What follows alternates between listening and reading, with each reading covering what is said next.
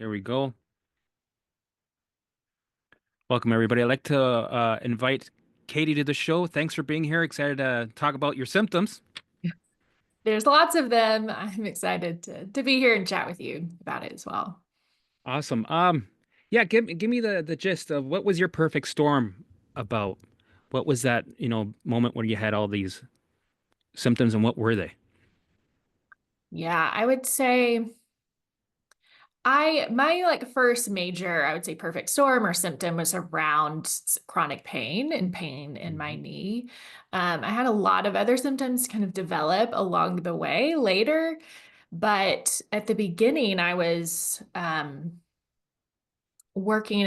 I was just out of college, working my first job, very stressful, kind of high Hmm. stakes job. And How old were you at the time? um, I was, let's see, probably about 23, um, 23, 24, and was very active, had always been like super active, an athlete my whole life, and was in working out and doing boot camp, very intense exercise. Like would get up at, 4 a.m., go to my workout and boot camps, then go home, get ready for work, be at work by 7 because I was a teacher. Hmm. And one day in a workout, I just noticed afterwards my knees a little bit. Just it feels sore. And it's not like I did anything major, didn't do anything different. It wasn't like I had a moment where it was like, oh, something popped. It just was sore. Yep. And it never got better for like 15, 10, yeah, for about 10 years. And so that was from there where kind of all of the other symptoms, major symptoms, that's where it really started. Hmm. Um, but it wasn't like all of a sudden I had 100 symptoms. It was more of a progressive thing to me, but that's kind of where I really noticed something is not right Hmm. in my body. My body's not recovering like it should.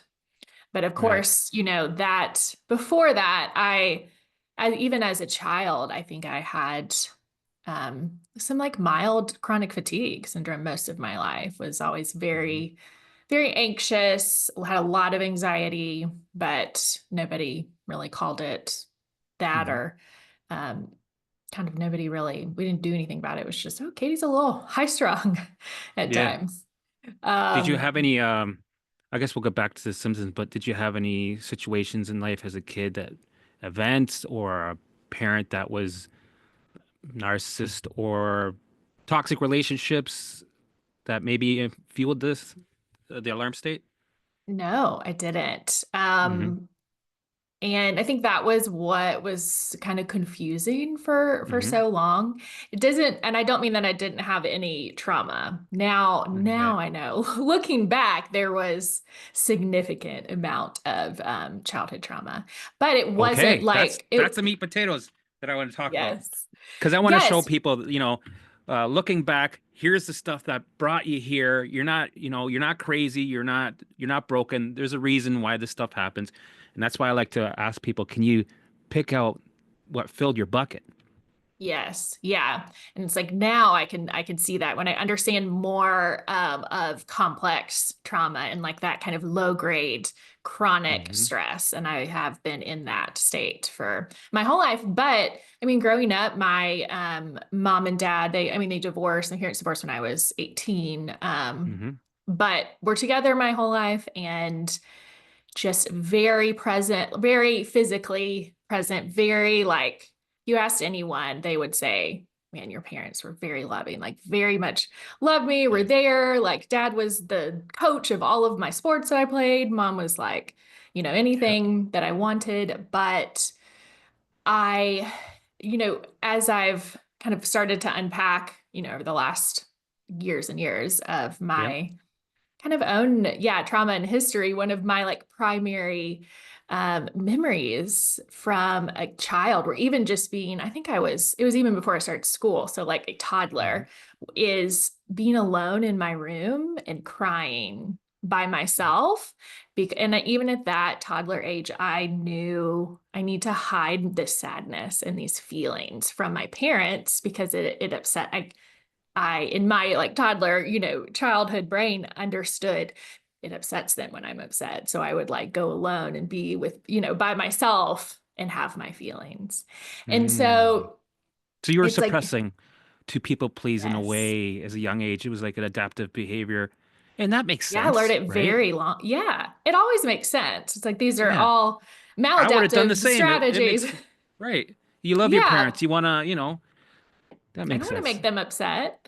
Right. But right. And it's what you do what you learn these strategies to survive in the best way that you know how at the time. So I think it was a very like anxious attachment style as a Hmm. kid, just didn't have that secure attachment, that emotional kind of attachment and relationship. And as a kid, and just wasn't getting those emotional needs, those Right. developmental needs met when my parents were also doing the absolute best that they knew how. Right. And I think it could be a generation thing because my parents, yeah, I love my parents. They love me. They love each other, but we didn't really show it as much. exactly, We weren't exactly. huggers. We didn't go, I love you, Dad. I love you. No, it was No. kind of, no, you don't do that. You don't, right? Mm-mm. Later on in life, we started to open up, right? But those Yeah, days, you don't, very similar. you don't talk about your emotions as much back then. And I could No, no, understand no. how this could, unfold.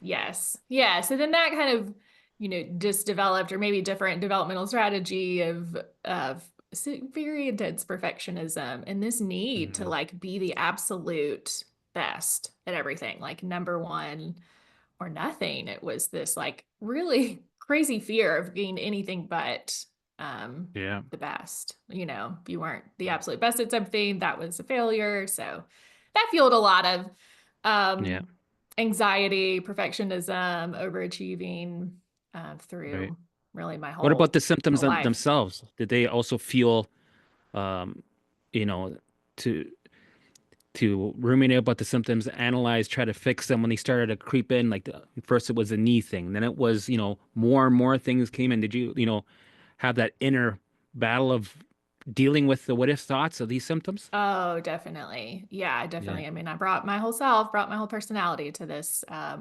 recovery situation. So yeah, Mm, at first it was like, I'm going to try, really hard. I'm going to work really hard in the physical therapy and I'm going to do what they say. And it just didn't help. Like I just kind of kept getting worse and worse. And yeah, along the line when I, developed all the other symptoms or started developing other symptoms, then it was, yeah, I'm gonna dive into research and learning and mm, figure this right. out. I've always loved learning and was, Right. my degrees in education and teaching and definitely got Hmm. more of like a very analytical mind and want to learn. So let me just listen to all the podcasts and learned all about the functional medicine and holistic and The then, Facebook brought groups. that.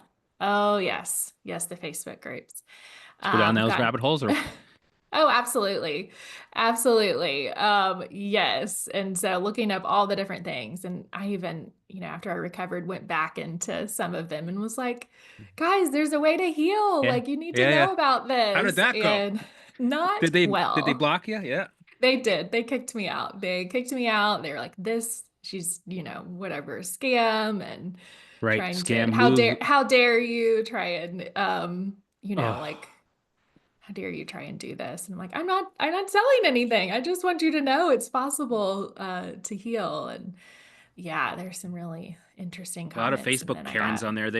They're in charge of kicked everybody out. else's future, and they block anything that doesn't, Yeah, and they're like, re no, there's no way to support their heal. You reality. can't, it's not possible to heal. Like, get out of here. You're like, Right. okay, And then they have all okay. these, they go, well, look, if you research, if you go on Google, if you like, well, usually Google's not gonna, you're not gonna find the answers there 9 times out of eight. Yeah, We were yeah. surrounded by a reality that's not true. We create the reality around us. We're Mhm. lied to constantly, even our symptoms, everything. Right. So Yeah. it's like we're And unicorns. Like we that is their broke reality. free. Like Yeah, if you believe you can't heal and there's no way out of it, and this, like that will be true. That that is is. true It's for and you. it's kind of cliche. They say, you create your reality. What your mind is powerful. Blah blah blah blah blah. I'm like, yeah, yeah, yeah, yeah. But this journey actually proved it 1000%. Yeah. Yeah. My dad loved growing up, he loved the quote, I think it's a Henry Ford quote, like whether you think you can or you can't, you're right. And I Yeah. never understood that and I hated that. I was like that, and he even like I had like a mag would give me like a magnet with that quote on it. I'm like, this is what does Yeah. this even mean? And now I'm like, oh, I understand that. There's actual like science behind Yeah. that, right? Like with that reticular activating system. And the goods, it's true. But back, yeah, your Yeah. question about, did I do the ruminating? I became, Hmm. once I got into the kind of the whole functional medicine world and even like then the Shoemaker protocol with the mold toxicity, like I was like, I'm gonna do the best at this and follow the Hmm. diets, meticulously and make, don't eat anything that I'm not making that's not organic, that's not, Hmm. very intense about that or very intense about the 100 supplements that I'm taking when What I about wake fixing your up. gut? Did you try Yes, fixing your gut? I did that towards the beginning. I did try to fix my gut in a lot of different Did you think you had leaky ways. gut? Oh, yes, absolutely. I The feel like that's Sibo, the like the leaky gut, gateway. Like you the have to start Candida. there. Did you have lots of Candida? You tried to I kill the Candida? did. I did. And then I had, the Sibo and the recurring Sibo. And then that's when I got down to eating just a handful of foods Low because I had to carb? avoid, yeah, I had to avoid all the foods that like fed Sibo, but then all the foods that fed Candida. But then I also had Right. to do like the low mold diet, Right. but then like, couldn't have anything Well, that did you have caused sensitivities also inflammation. to food, like histamine sensitivities? Yes, I did. I also had, yeah, histamine intolerances and mast Right. cell. So I Oh, had, and then, that's you a do nightmare. the food intolerance test. And then I had, Yeah. sensitivities or food intolerances to all of these things, which I didn't necessarily like, I wasn't aware of. I just felt terrible all the time. So Hmm. some of the foods I wasn't even aware that I was like intolerant to, but cut all of those out. And that Yeah. left like ground turkey and blueberries and arugula, and that was kind of what That I was it, could eh? Yeah, I had could three. eat for a while. Yeah, beef, rice, Yeah. and apples. That was it for a year and a Hmm. half. And then I started Hmm. training on food. But so you had the food sensitivities, and I'm sure you joined the, histamine intolerance groups on Facebook. Hmm. Like Yeah, I that didn't. was down the road. Yeah, that was one of the things that I was kind of realized years and years, and so I didn't spend as much time in those groups. Most of my Yeah. kind of rumination and just intensity was around the mold, like once I was diagnosed with CIRS, and Yeah. that's where I kind of dove into a lot of those groups, those Facebook groups, and really intense protocols. So the naturopaths, did they do tests on your biome and all that stuff? Did they run the tests and tell you that you needed to go on any protocols or anything like that? Oh yeah, I was on protocols for like 10 years, probably Mm, different ones. Starting with like, the kind of the gut healing yeah. ones. And then yeah, from there, Detox? yes, because once I eventually I had all sorts of, symptoms. And the one that really scared me probably the most was I started having these, like, I called them eye attacks, where I Hmm. had like severe pain in my eyes and couldn't open my eyes for a couple of Mm, days at a time. And they were corneal, I was having these like corneal infiltrates.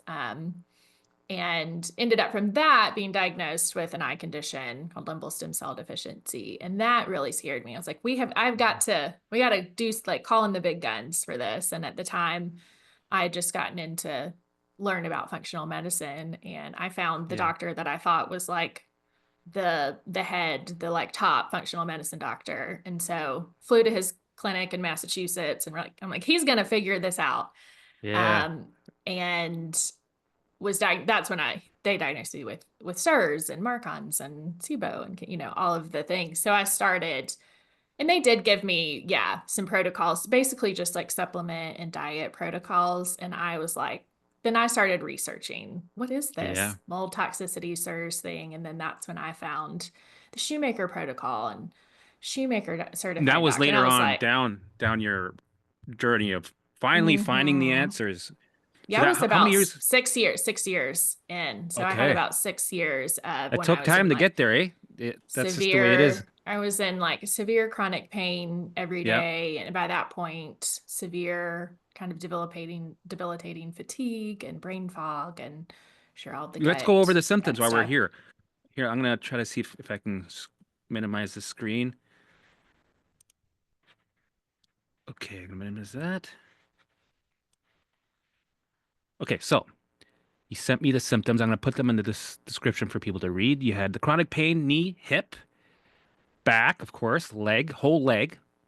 You mentioned It that, started with the knee and then it just started expanding into other parts of the right? body, but Yeah. only on the left side, just the left side. So that Oh, that confused almost makes it people. more scary, right? Because Yeah, it's you think it's a brain thing. Like, oh, maybe am I having a right. certain stroke? Am I Hmm. and if you Google that, which we shouldn't, Hmm. there's all kinds of crazy things that come with that. Yeah. Um, what else is there? Severe chronic fatigue syndrome. Chat a Yes, little bit like about had that. to, yeah. So that, was maybe a little bit mild at first and then got kind Hmm. of more moderate into um and finally just very severe fatigue of like not being able to kind of work or function up Yeah, until the point where it was like if I took a shower, like a 5 minute shower, I would need to get in bed and take a 3 hour nap yeah. afterwards. And that might be all I could really do How long for did that that last day. you? A couple of years, um, Mm, maybe probably about 2 to 3 years at right, that level. And it did fluctuate where I might have a better day where I could, right. um, yeah, kind of get out of bed. But most of those years I was, spending, I'd say most of my maybe 23 hours a day in bed and definitely not leaving the house. Hmm. Bed pretty, yeah, I could get out of bed, so I wasn't like strictly bed bound. I could walk Right. and move, But that but was your spending most routine. of my That was time your in new bed. life now, right? So it was And three yeah, years. and I was so at that point extremely sensitive to reactive to chemicals and molds and um Hmm. really, yeah, anything, exposure to anything. So I wasn't leaving my house, my room or house very much at Right. that point. So you mentioned here severe brain fog, which makes sense. It's usually best friends with Candida. Um, Yes. the brain fog, for me, it was also, speech was slowed down. My thinking kind of went, it was like buffering, it's like everything was Exactly. slow. Yeah, a lot of Um, word searching, not able to like remember yeah, words simple or how to words. speak. Hmm. Okay, you said Sibo food intolerances. You had the three safe foods, the CIRS, Marcons. What's that again?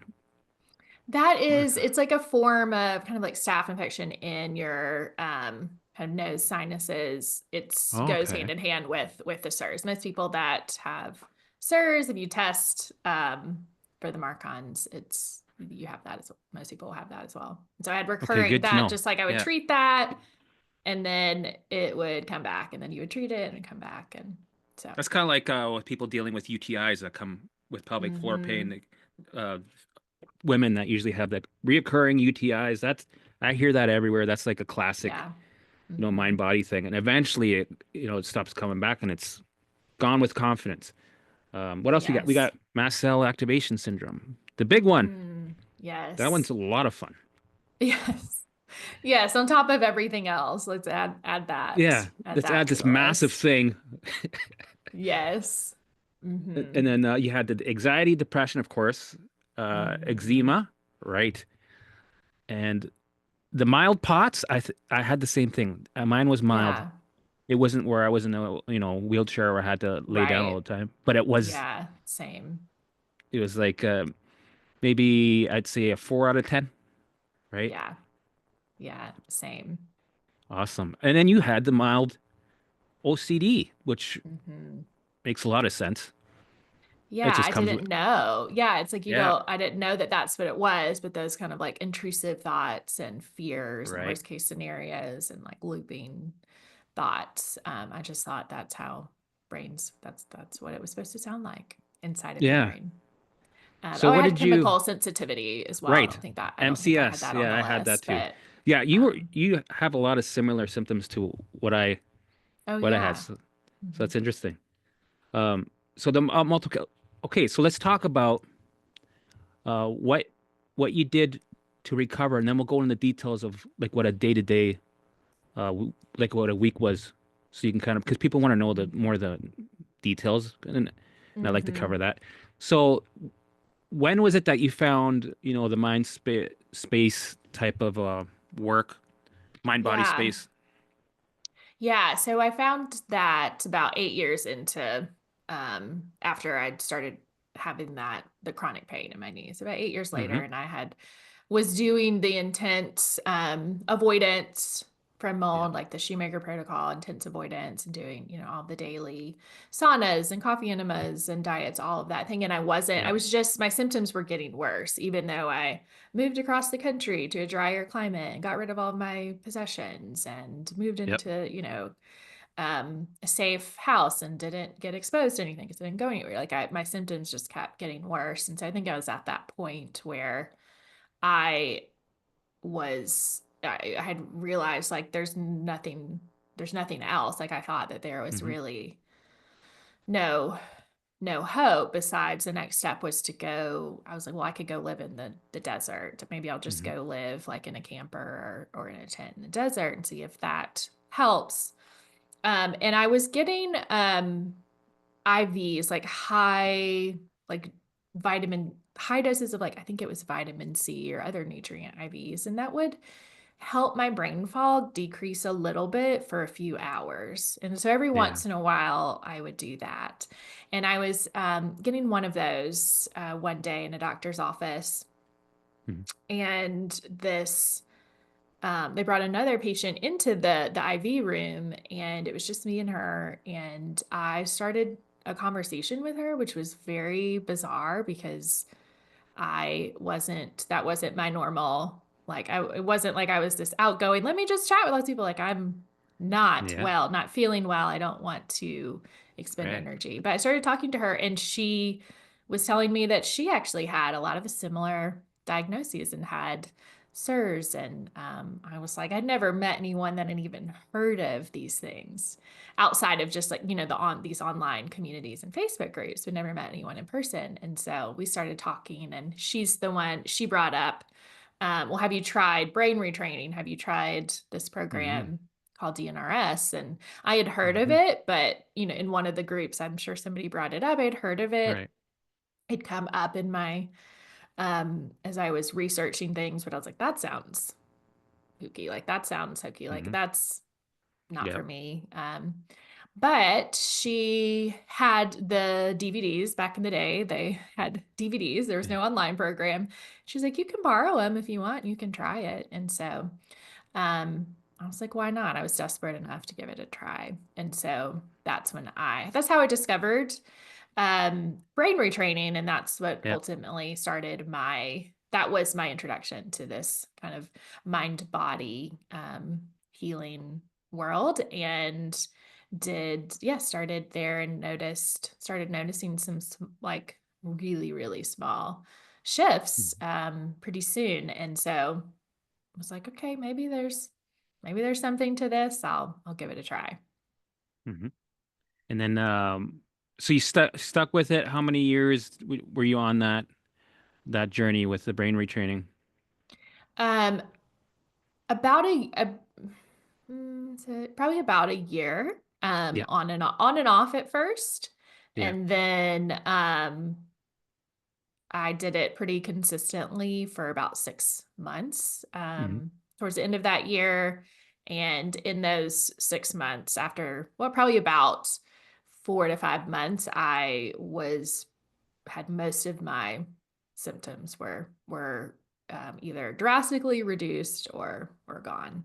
So I Amazing. had yeah, a pretty quick like recovery story. It didn't, to me, I thought at the end of those kind of 5 to 6 months of really consistent. And again, like I was like, okay, they say I'm gonna do it, you gotta do it for this long a day. I'm gonna do it exactly, Yeah. Um, I thought that I was like fully recovered, like, oh my goodness. Because to me, I really was probably only maybe 60 to 70% recovered, but to me, I felt Mhm. 200% recovered because I Right. could leave the house. I could go to a friend's house. Yeah. I could go to dinner. I could, do more than take a shower in a day. I was back to living a pretty kind Actually, of that makes a normal lot of life. sense because when you've been through this for a while, you normalize a lot of things. You don't know what isn't normal. Yeah, You don't know what exactly. what freedom is because you think, well, I feel this is gone, so I'm great. That's Mhm. amazing, right? But then when you keep going deeper, you realize, no, no, no, there's more freedom. Yes. Yeah. And I didn't really dive into kind of training around foods or anything because Right. I did like the mast cell issues, the histamine Hmm. intolerances, all of that really kind of calmed down and went away pretty much. Hmm. And so I was content with I was still eating a kind of a more limited, in a lot of people's eyes, a limited diet because I was still Hmm. avoiding things like Right. gluten and dairy and sugar and was Yeah. still very strict about my diet, but to me, that still felt like total freedom because I could Hmm. go and have a glass of wine and I could, have a gluten-free piece of gluten-free cake Yeah. and all that and be fine. So that felt like freedom to me, but there was still more, Yeah. work or just there was more available. There's more freedom kind of So available did you that I stay on this path, or did you jump ship and broaden and go somewhere else to finish off your recovery? Yes, all of the above. I kind of stayed, I would occasionally use the visualization tools and Hmm. such, but I didn't stay Hmm. like consistently doing it like an hour a day. Um I kind of just lived my life and was happy about what I had healed from. And then had about 2 years after that, had some major traumas and stressors and life things and moved across the country and had some family stuff and I was in a kind of I call it cult adjacent, like a really high demand religious environment, and left that Ooh. and had Okay. some major, like the foundation of my life and how I had lived for 30 something years really started to shift.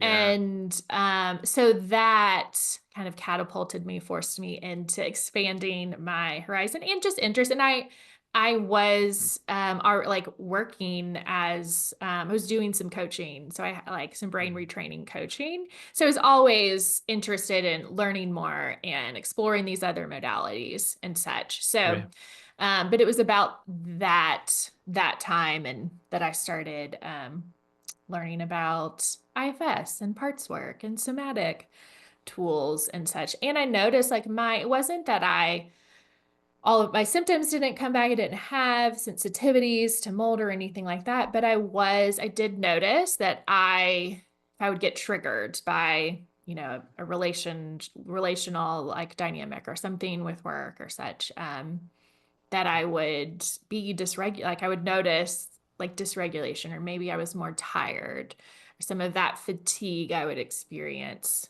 occasionally. It's like I noticed, like, oh, yeah, when I get triggered, I'm being sent into this stress response, and my body is not, Right. I don't feel as good as I did. Hmm. And so but I had tools. Obviously, I had a way lower allostatic load and I had a lot of Hmm. different tools and my brain was very different. So it wasn't like a perfect storm Right. experience.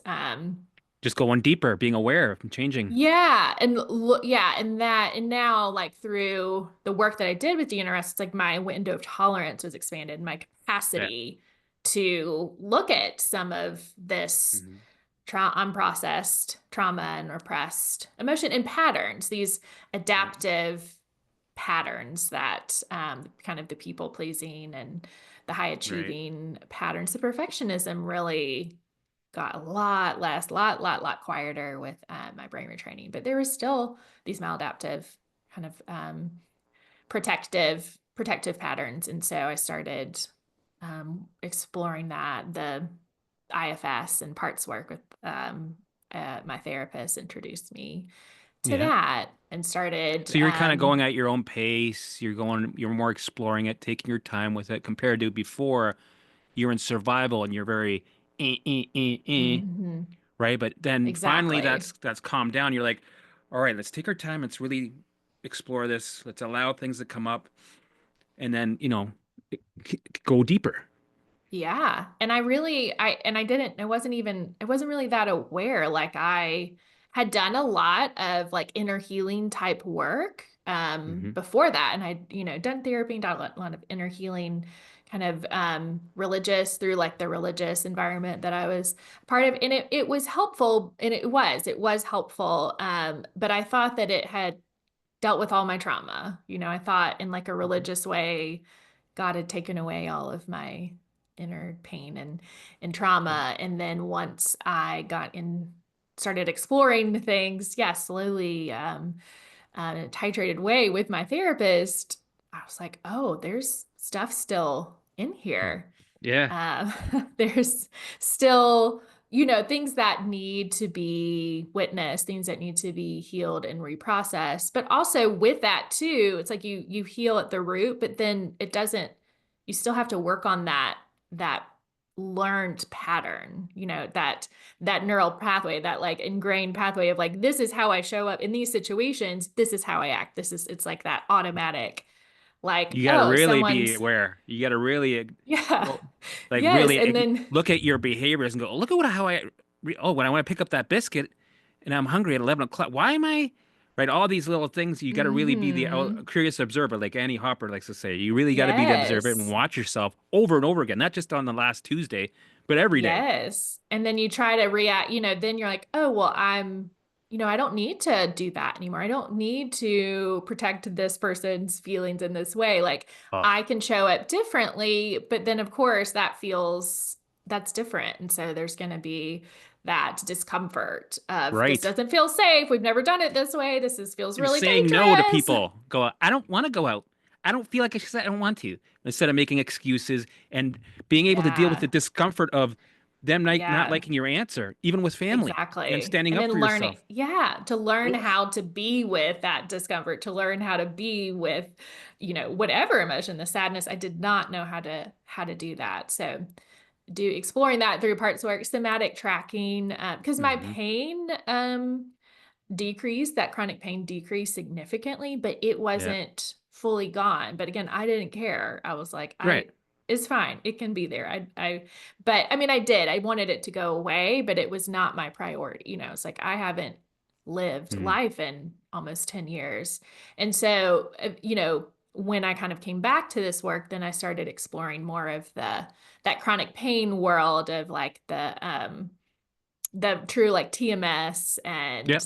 and that's when I discovered like Dr. somatic, Sarno's, yeah, Dr. Sana and everything that's come from Alan his work Gordon. and exactly, yeah, and just started the somatic tracking Hmm. thing, which was really interesting for me because coming from the DNRS place, it's like don't focus on symptoms, don't body check, and then Yeah. that world Resistance. is like, yeah, that world's like, no, actually allow it to be there, observe it, Hmm. notice it. And it's obviously two very different things. Like body checking and somatic tracking are coming from a completely different place, but learning how to be with it and notice the pain and there Hmm. was really transformative. And That's the then missing piece. yeah, yeah, and then learning how to do that with emotions too, so that Hmm. anytime you're gonna, as a human, we're gonna feel anger and sadness and disappointment and shame, and learning how to notice those through a lens of curiosity and Well, then allowing there's that. Nicole Sachs also with the journal Yes. speak, right? Yep. Yep. Did that, went down that rabbit hole for learn about that and yeah, journal speak was really did that for a bit too. So Yeah. yeah, just continued that kind of journey of learning all these different modalities and just really and being my profession every day of working with people. It just is, Yeah. yeah, just fascinating to me of like how some of these people, like people with very, very similar conditions, some might go find the DNRS or the primal trust or the class, the Yep. more Primal Trust, and I wouldn't call that classic brain training, but you know, like the DNRS Gupta, those are like Yeah, OG yeah. programs, and they heal. And then a person with those same symptoms can, they discovered the Sarno Nicole Sachs route, and also Mhm. completely healed. But those two modality, like the actual tools, the approaches, the tools can seem they're very different. But yeah, it's Yeah, they're all still mind body, but and I'm happy I went in the same path as you. I went really, DNRS, the 70 symptoms. I started healing physically. It was great, right? But the more I healed physically, the more my mental alarms skyrocketed. I started having post-traumatic stress, phobias, OCD, mm-hmm. looping thoughts, anxiety. That went through. I never had that before in my life. All of a sudden, it was Really. all I had, constantly second by second surviving. It was relentless. And Mm-hmm. that's when I had to jump ship from and leave the NRS, the brain retraining, and go, okay. And I didn't want to. I was scared to. It was triggering. Yeah. But I had people that luckily that were supporting me and they went through the same thing. They told me, yes, I know. I've been through that. Now I think you should try this. And here's the evidence, because my brain was looking for evidence. It's like, eh. I'm like, okay, I see Yeah. the evidence. I see what you did there. It makes a lot of sense. So I'm gonna jump ship. So then Mm. I And moved on yeah, what to did you do? What did you do I next? started What did you doing the jump ship allowing. to? I started Mm. allowing my symptoms and my thoughts to be there, invite them in. I started to ask for more. I started to agree with my intrusive thoughts instead of, what you resist persists. I didn't distract. I stopped doing the Yeah. distraction, uh, redirecting, the stop, stop, stop, stop that. Mm-hmm. And I started to Mm-hmm. feel uncomfortable, go towards things that made me uncomfortable. Those became my targets and literally look for things that made me feel like a 10 out of 10, triggered, shaky, right? And let it Oh, come through me, let it pass through me with repetition. So there was a lot of exposure, a lot of allowing, a lot of discomfort. It really sucked, right? But the more I did it, eventually my brain would turn off the alarms and go, meh, we've already exposed it. We know that's safe, right? You're speaking safety while you're in the danger instead of speaking danger while you're in the danger. So I started to change my yes. alarms, started turning them off. And then, when you stop resisting, it's not persisting. It finally moves on. You Mm-hmm. acknowledge the alarms, it Mm-hmm. moves on. The baseline started to come down slowly, and things started to leave. And my thoughts, I was able to think without being hijacked. I started to have freedom. Like I could be silent, right? And I was in control. I could think about what I wanted to think about instead of being attacked constantly and being, I had my own safe room where I was pacing back and forth, trying to figure out, fix, do opposites, right? The opposites Yeah. were, they were just turning things into a big event. It put my what if thoughts. It gave him more focus and put him on a pedestal. And you never win with these Yeah. opposites because it's like it's click. It's like it's a bait, right? It's just there to bait you Yeah. in. There's no point in trying to Yeah. make deals with your thoughts because it's not the content of the thought. That's irrelevant. It's just pulling you Mm. in to try to get you to Mm-hmm. acknowledge instead of this, the resistance. And Yeah. that was my missing key. And there was work Mm-hmm. to be done. Like I still had to keep doing the work. It was a learning curve. But then eventually Yeah. it played itself out and then right, I recovered. And I noticed that with these tools that we learned, like you mentioned, the same thing. I use these tools or these methods or this experience with other things in my life. And it seems like, Mm-hmm. what things I don't like in my life, I allow them to be there, let them do their thing. I feel the feelings. I expose myself to them so they don't kind of, I'm not a slave to them. And then it always works out in your favor. So I use this for business, relationships, these methods for everything else in my Absolutely. life. It's like a spiritual law that we Mm-hmm. kind of found. And the Yes. physical symptoms became your trainer. Became your teacher. Mm-hmm. Absolutely. I, would always say like I tried all of these different things to heal. And when the religious community I was in, really Mhm. focused on supernatural healing and Mm, miracles. And so I was in this environment where people were always praying for me to be healed supernaturally. And yeah. I would say like that would have been cool, sure. And I'm not saying that I deserve to suffer and have this illness, but I'm so glad that I healed the way that I did. I'm so glad Yeah. that I discovered this, yeah, this like hidden, I don't know, it changed But that's the everything spiritual about my part. life. That's what it was sent to you. You found it. You went down the path. And Yeah. some people might. And I'd be like, please, why God aren't you here? Like, and God's like, or Hmm. spiritual or whatever you believe in is going, I am. Look, Sure. you're going down the path. You're doing the work. Sure, the work Hmm. sucks, but this is it. You're doing it. And this was your, Yeah. And it wasn't just for healing from these symptoms. Like you yeah, said, it applies in every area, learning just the science of how your yeah, brain work, what's happening and learning these tools and just being, yeah, it affects you learning how to create your own right, reality and move through life in a way that is so much more pleasurable and enjoyable. Not that I don't experience pain. Like, yeah, you said you have to allow it, but it just is, hmm, I don't know. I guess for me, it's like learning how to be human and right, being just human is like experiencing. You're going to experience right. hard The things or textures, the hard things. Yeah, pain. And yeah, but we don't have to add like so right. much more.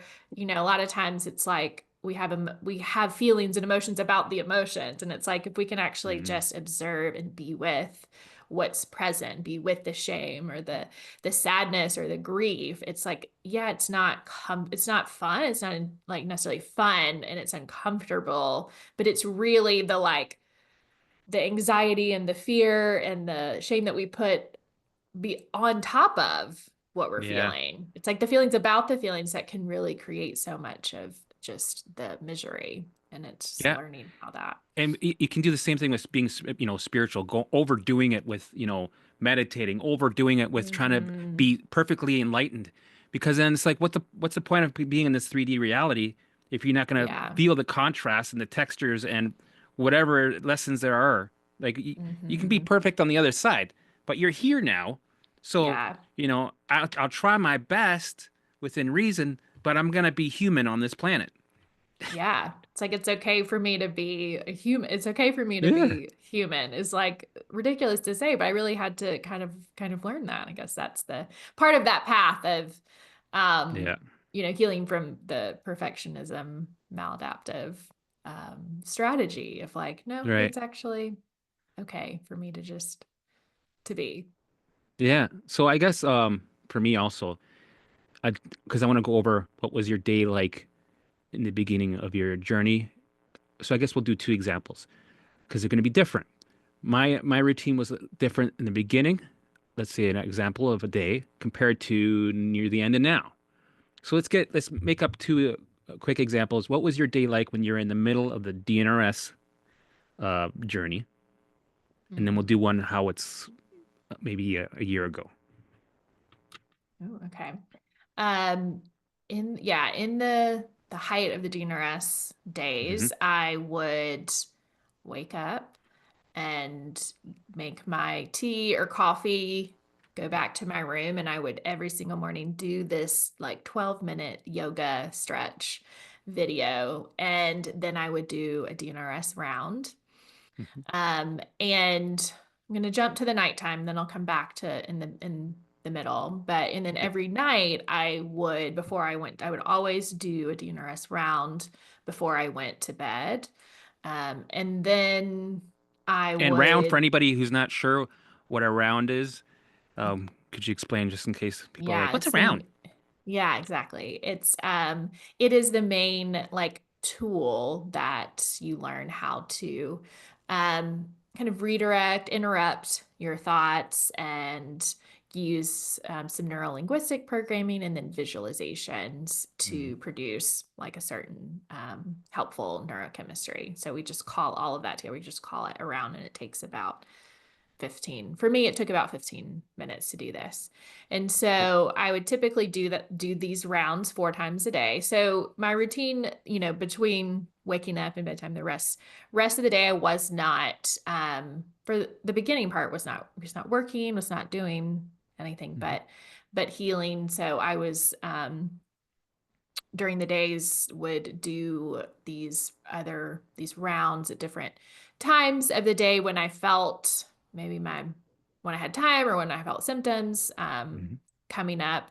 And other than that, I was also doing kind of being aware, this kind of inspector of my thoughts and being aware of Yep. my thoughts and kind of redirecting and using these other kind of using things to distract myself. So maybe that, watching Netflix or watching something funny or looking up or reading or doing anything Hmm. that I really could to kind of Did you do any distract like laughter myself. yoga or anything? Uh, No, the no. interesting thing about like this was in 2018. Hmm. And I didn't know about laughter yoga. I wasn't a part of the DNRS forum. I didn't know Hmm. about any other tools. Like I Okay. just knew what these DVDs had told Hmm. me. And I just did Right. that. And in some ways, I think was really helpful for me. I didn't know Right. about brain retraining. I wasn't in the brain retraining Facebook groups. The WhatsApp groups, the buddy rounds. So Like you're by alone. You were I alone in was this. 100% alone. Ah. And in some ways, I mean, I had a coach. I worked with a DNRS coach. Who? Or Who? um, her name was Tessa. Tessa? I think her name I was don't Tessa. remember. Okay. Cool. Sorry to She's no interrupt. longer with them, but yeah, and she was I started that months into when I wasn't really kind of seeing the results I was wanting to or Hmm. sustainable results. So, and that was really helpful. But I knew, yeah, nothing else in some ways was helpful because I didn't feel like I needed to go do all of these. I didn't know about these other things. Hmm. Like I was doing that, I found that yoga video and I did that one same video every single morning. And I Hmm. didn't know that it was like that was more of the body-based somatic kind of practice really helping send my brain messages of Yeah. safety. It wasn't a workout video. It was like I was stretching and breathing, right? And so I didn't know about all these other things. So I wasn't trying to fit in the somatic tools and also the meditation and the parts Right. work and then the laughter yoga and the buddy like I in some ways that was helpful for me. I just kind of I mean slept a lot, took I was still Yeah. um, experiencing fatigue and slowly then was starting to be able to kind of engage with people, started Hmm. socially, like would have someone come over to the house and maybe would visit for an hour, 30 minutes, an hour or so, and started to try and bring those, A yeah, little bit of that exposure. element. Yes. And then I started working on exposure to things like chemicals and molds Hmm. and that opened up my world a good bit. But Same thing um, with the foods, I guess. You slowly, when you were ready, started bringing the foods back in. Also, the chemicals, same thing. You would start training on the yes, chemicals. yes, I did most of my like very structured training, incremental training was around kind of the mold. And as I calmed my like that limbic system down and had started having some success around kind of the mold, it just kind of clicked in my brain that this is all it's all the same. Like it's overreacting, the overreaction. I started like that Yeah. really decreased my fear of the Yeah. symptoms. And so I didn't do a ton of training around chemicals. It just, in my mind, they were kind of went hand in hand kind of with the mold. And so if I had a reaction, I did a lot of incidental training. Like if I was exposed when I was exposed to them, Hmm. I would, kind of leave and do a practice or round to calm my brain down or, be doing it inside of my head if it wasn't something that I could Do out um, loud. Yeah. yeah, escape from or leave. And the Okay. So, foods, yeah, same thing kind of with the foods. And then yeah, years later, I started reintroducing like other things I had avoided, like gluten and that's what I dairy. had to do. I had to wait Hmm. until my baseline finally calmed down. And I was okay with it. It was one less thing I had to worry about and train about. So Yeah. I just Yeah. I ate boring food for a year and a Yeah. half. Okay. Yeah. I'd lived gluten free. I mean, I went gluten free before like, yeah, 10 years. I'd been gluten free for like 10 years. So it was normal to Whatever. Yeah. me. I didn't Same old, care. same old. Hmm. Right. That's what I tell people. I'm like, keep using your avoidance behaviors in the beginning if you need to, and your Yeah. manage whatever you need to do, you know, use them for now. It's only temporary. You're going to come out of that bubble eventually. But I want you to be Yes. able to do the work and not be overwhelmed with trying to do it right Yeah. or what am I telling my brain if I'm avoiding this? What am I? Don't worry about that for now. Just Yeah, move absolutely. And forward. I had such intense understandably intense fear and around exposure to mold. So it was like I was all focused on that and retraining around that. Like I can't imagine trying to also retrain around food and this and that all at the same time. Like it's Yeah. too much. It's too much. And it's So like when you're after, retraining around yeah, one thing, you're retraining around everything. yeah, It's help. Yeah, you're still making yeah, progress. the You may little things you still work need to. here, it affects the whole baseline together. So you might have worked on like your Absolutely. eggs and apples, and then you find out, oh, celery and pork's in. Weird. Mm-hmm. Yeah. So after that, you got into the TMS world, Dr. Sarnos, Schubiner, I think, and Mm-hmm. Nicole, and all all that stuff where you're Alan Gordon and somatic tracking. What was your day Mm-hmm. like with that? Oh, well, at the beginning, I will say my day was I would get up, Hmm? kind of have my morning, my time for me, and then I would go, should I journal speak? Or should maybe I should somatic track? No, I should probably do some somatic exercises. Well, what if I could just do, I will do a visualization. And then, Yeah, well, no, maybe I should read more about this. No, and I would just like there were so many things and so yeah, you many want to do them so all. so I want to do them all, but then I would just end up ruminating on and Yeah, like, oh no, well, if I don't do this, then I'm not gonna get better there. right. It's all of that. And so had to really kind of pare that down or focus in on kind of one thing at a time, or just learn to, I think, um, Hmm. trust that it's okay to have flexibility there. Hmm. And, coming from the DNRS or brain retraining world, it's like, no, you have to do it every day for a certain amount of time and consistency. Hmm. And I'm extremely thankful for that program and Yeah, what it gave to my life. And I still recommend it.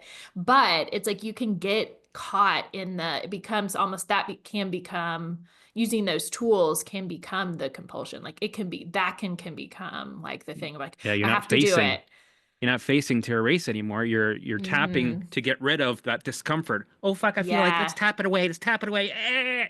Right? Yeah. When you're supposed to feel like shit, I'll allow it to be there and then move on with your Hmm. day. So yeah, Yeah. And then you just keep that. I feel like I have a lot of clients that come to me and they're like, well, I'm just going to keep doing this. And, years in and I'm just doing the same things rounds every day. And it's going to work. It's going to fix everything. DNRS fixes everything. It fixes everything. I'm just going to keep doing it. You're just going to like, well, okay. yeah. It doesn't, yeah, it becomes then that tool becomes the like compulsive behavior of like I'm triggered, oh, I'm gonna do around You're when trying to get rid of really, it. That's what happens. yeah. It's like we're using the even with allowing. Sometimes Mm-hmm. people use the allowing to get rid of what they don't want. And so it's used as a weapon. Yeah. When you allow, you Yeah. authentically have to allow with no strings attached, right? You have to be Mm-hmm. even willing to say, I hope you stay here for another 2 years. And if you're cool with that, then you're really Mm-hmm. allowing. When before it's like, I don't like this. I'm gonna allow. Are you gone yet? Shit, you're still there. Yeah. Or a symptom pops up or a thought pops up. You're like, oh, I have to allow. I have to allow. I'm gonna okay, sit back. I'm gonna do my something. I have to Do the react in tapping, this way parts work, to it. right? Yeah. Somatic Or tracking to get rid of this. I'm gonna listen to yes. even journal speak. I'm gonna journal speak to get rid of that. You're okay, you're gone, but you're back. It's like, no, you gotta Yes. do all this to allow it, right? And if you think about it, Mhm. a lot of these methods, they're very similar because there's an element of exposure, changing Mhm. your response by sending the message of safety, not white knuckling, right? Feeling the Mhm. feelings, Mhm. allowing. Most of them are similar in a way. If you get to the root of what they're doing, it's pretty much the same shit, just a different color, Yeah. different packaging, different person, just different personality, Yeah. right? Yeah. That's why it's And so it's like, powerful. and sometimes I think there is, for a lot of people, and it's like having that kind of redirecting or avoidance, or like just using the tools, the visualizations to help calm, like you said, like the baseline, kind of coming back to like having calm that overreaction so Yeah, that you can have capacity and build that yeah, window of tolerance, and that internal safety. You have to have a sense of hmm, connection to that internal safety and that higher self or true self or self energy to be able to allow, to be able to be with exactly. it. And so it's not, I still again like recommend that program and I still do still visuals. can, yeah, it can still, it's not, we're It's not something. It's a saying like lifestyle now. Yeah, exactly. Right. There's so much good benefit from it. And also it doesn't have to be everything and the only thing you do. Like you Right. also, if you're, yeah, someone like me, or, where you've never learned how to be comfortable with emotion or how to process emotions, like, yeah, well, Yeah. maybe I needed that and I can learn how to do this. So I think my process, my like kind of routine day to day, it was definitely like a learning curve and work in progress to Hmm. figure out what do I need to do? And it honestly has evolved Hmm. kind of over time. And I think I kind of landed on what do I feel that I need today, or how, and it can change even like season to season. Like maybe, I have this It's going true. on in my life, or I'm working on this. I really want this in my personal life or my business. And I'm noticing, well, first of all, these patterns are coming up, or it's like, I think you're exposed to the triggers come up for because they're ready to be Yeah. healed. And if whatever's showing up in my life, I can trust and, recognize, okay, I'm working on this pattern, or creating this new reaction or reacting that certain way. So that might be, I'm really kind of leaning into my parts work tools, or I'm Yeah. noticing, okay, maybe this in this different season, I'm having some, like, I'm feeling more anxious. And then I'm kind of leaning into that. And what do I feel that I need in that season, and that be might need throughout the day to Being in tune. support, yeah, and support You're my being in body tune with through yourself. some somatic tools geared towards that kind of more Spiritually, sympathetic state. intuition, Yeah. everything. Like I think it's not just, our brain and our body. I think it's body, brain, higher self. Depends what you believe in, but that's what I believe in. It's like Hmm. they work all together. Yeah. Yeah. Tuning in, trusting kind of that intuition, as opposed to that fear or belief. If I don't do enough of Yeah. these tools, then, bad things will happen. It's like, it's the whole point of it is to return to that ventral, that rest and digest state, to Homeostasis. return to that safety of I am safe within at the like Yeah. actual core of yourself. And so you can do tools all day, every day, as many, Hmm.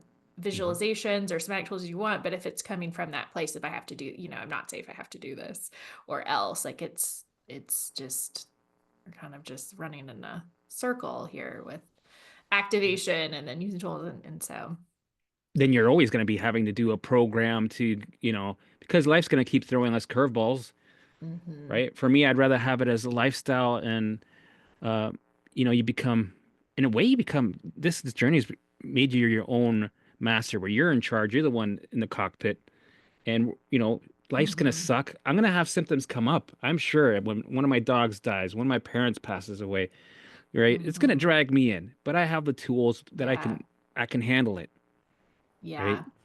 Yeah. And I mean, in the past couple of years, I have had those big, I won't go into the specifics of Yeah. them, but some really big stressors and traumas.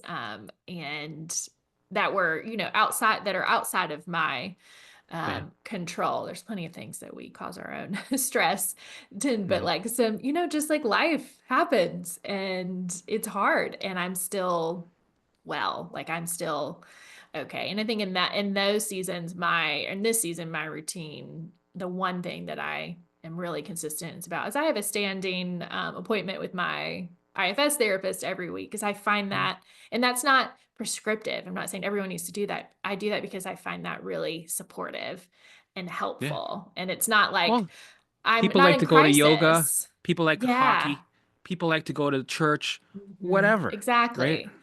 It's what is supportive to you. And I I like the somatic Hmm. tools, and I will do that for sometimes a couple of minutes in the morning, because I spent so many years just trying to get out of my body and so uncomfortable in my body. Hmm. Like it's really supportive and I like it to reconnect to my body in a way that feels good and Yeah. feels pleasurable. I enjoy that. Walking, going for walks Oh, now, love the connecting with walks. nature is Nature. really Yeah. supportive to me. And I try to do that a couple of times a Yeah. week. For I me, this still work isn't love, done.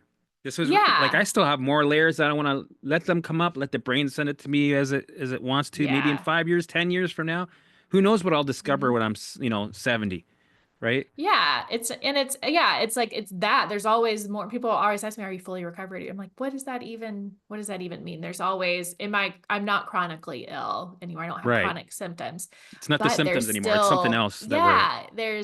there's just different, yeah, there's different layers Mm, of it. And also too, like we've said, like life is going to life. You're going to have, I still, my stress response still gets activated. I still yeah.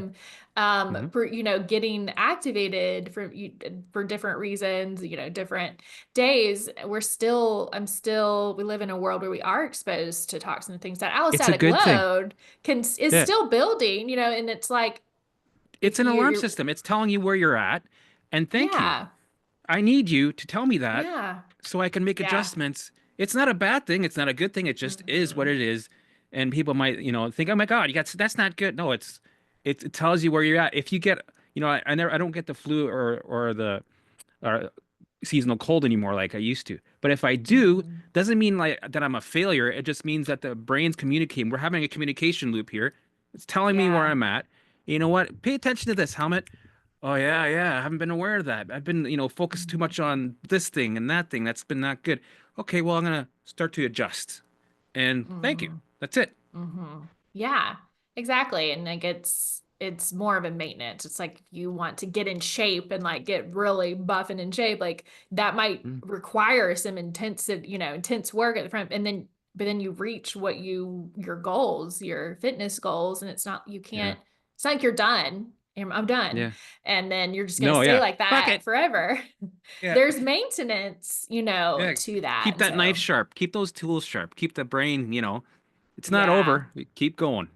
Yeah. Love And it. I'll use visualizations, at times when that feels good to me, or I'm like really wanting to do something new that Yeah. for whatever Manifesting. reason my brain feels is unsafe, like, for a variety of different reasons. And Hmm. it can be super helpful in that way Now I to do like prime visualizations to that. kind of plan my future, right? Like, oh, Exactly. let's visualize what that's gonna feel like. Oh, that's awesome. Let's explore that. Hmm. Now let's create it. And then I start creating my Yeah. reality. Yeah, exactly. Exactly. It's like that's such a useful, really helpful tool to have Oh, it's amazing. It's the best thing that ever in happened to me life. doing visuals. I love them. I've Hmm. been doing them for 4.5 years ish, and I'm probably never gonna stop. I enjoy it. I look forward to it. That's my That's thing. Other people amazing. like yoga or they like hockey. I like my visuals. Yeah, yeah, absolutely. I love that. Awesome. If somebody was just discovering this video and they're dealing with all these symptoms, what advice would you give them? Just one piece of advice for them that will help them. Hmm. For someone that, yeah, has discovered this and they have all these symptoms and maybe they're hearing about this brain retraining or mind body thing for the first time, Yeah. I would want them to know that it can work for them too. Like I would want them to know they're not Yeah. special enough for this to not work for them. Yeah. And I find a lot of people in that place will go, but did you have this specific symptom when you woke up?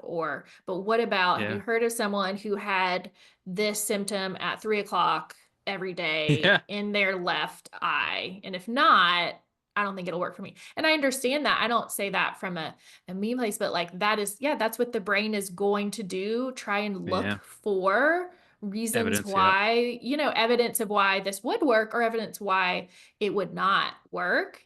And Hmm. that's totally understandable why you would want the brain's like coming to that conclusion of like, well, it worked for her, but my symptom is slightly different, or I have one extra or one less, whatever it is, Yeah. looking for the difference. And the thing is, it's like we are similar enough, or you are not special enough for this to not work. You have a nervous system and a brain and a limbic system, and it's working Right. like it should. In this, it's impossible to use these tools to give this input of safety to your brain and it not change your brain and it not Yeah. affect it. Will work for every Hmm. person. Like it will, even with someone who doesn't have chronic illness, so these tools will still do what they do, or be helpful in some way, Yeah. because you can't not give the input to your limbic system and brain and it not Yeah. change it in a way. And Everybody's got so,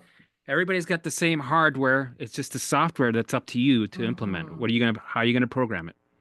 Yeah, I mean, I've heard, yeah, there are people like your story and so many other stories, people that have like Yeah. 70 to 100, 120 different symptoms, and they've Yeah. had it. Some people, were sick for a year and recovered. Some people were sick for 65 years and have recovered. Like, Hmm. there are those stories of people actually recovering, like even into their 80s, 70, 80s, or people that have been sick for their entire adult life, maybe, and it still is working Yeah, just it's because, fascinating seeing those stories. yeah, yeah. And it's like, just because you've never heard that or you don't know about that doesn't mean it doesn't Well, they exist. assume they've been broken already for too long. Like, I was on Hmm. medication for 30 years. It's too late for me. Or I was on blah, blah, blah. Or this happened, blah, blah, blah. I'm already broken. It's too late, right? No. If you got Hmm. blood pumping through your veins and you got a brain, Yeah, right? if you have a You can brain, it's reprogram. not too late. Yeah, Yeah. yeah, exactly. So there's hope, and I would just encourage them to go for it, Awesome. explore Well, thank this. you for being on my show. This was a great interview. I really had fun. I enjoyed it. Yeah, Thank me you for too. sharing Thanks everything. for having me. I really enjoyed chatting with you about this. Awesome. See you, everyone.